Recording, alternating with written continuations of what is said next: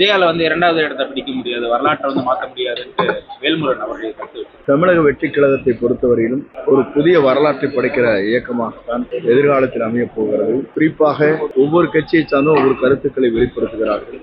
இப்போது மக்களுடைய நிலை என்ன இருக்கிறது என்பதை களத்திலே தான் காண வேண்டும். நேற்று தினம் 2 நிகழ்ச்சியை நான் கலந்து கொண்டேன்.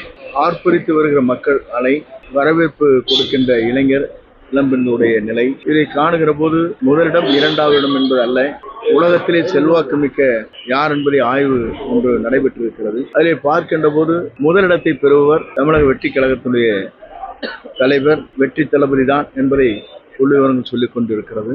2வது இடம் தான் பாரத பிரதமர் என்பதும், 3வது இடம் என்பது நம்முடைய முன்னாள் முதலமைச்சர் ஆந்திரா அவர்களும், 4வது இடத்தை இன்றைய துணை முதலமைச்சர் தான் இடம்பெற்றிருக்கிறார் என்ற புள்ளிவிவரம் கொடுக்கப்பட்டிருக்கிறது. இதையெல்லாம் பார்த்ததற்கு பிறகு ஏன் தமிழக வெற்றி கழகத்தை எல்லோரும் கூர்ந்து கவனித்துக் கொண்டிருக்கிறார் சொன்னால், முதலிடத்திலே வந்து கொண்டிருக்கிறது, அடுத்த முதல்வர் அவர்தான் என்பதை காலம் பதில் சொல்ல இருக்கிறது. ஆகவேதான் எல்லோரும் இதற்கான கருத்துக்களை சொல்லிக் கொண்டிருக்கிறார்கள். ஒன்றைய உங்களிடத்தை சொல்ல விரும்புகிறேன். 1.5 மாத காலத்திற்கு முன்னால் துணை முதலமைச்சர் உதயநிதி ஸ்டாலின் அவர்கள் சொல்லுகிற போது, இவரே 100 ஆண்டு காலம் பொதுச் செயலாளராக இருந்தால் எங்கள் பணிகளை நிறைவேற்றுவதற்கு சுலபமாக இருக்கும் என்று சொன்னார். அப்படி என்றால் இருவரும் ஒன்றாகத்தான் இருக்கிறார் என்ற பொருள்தான் இருக்கிறதே தவிர முதலிடம் 2வது இடம் என்பது அல்ல.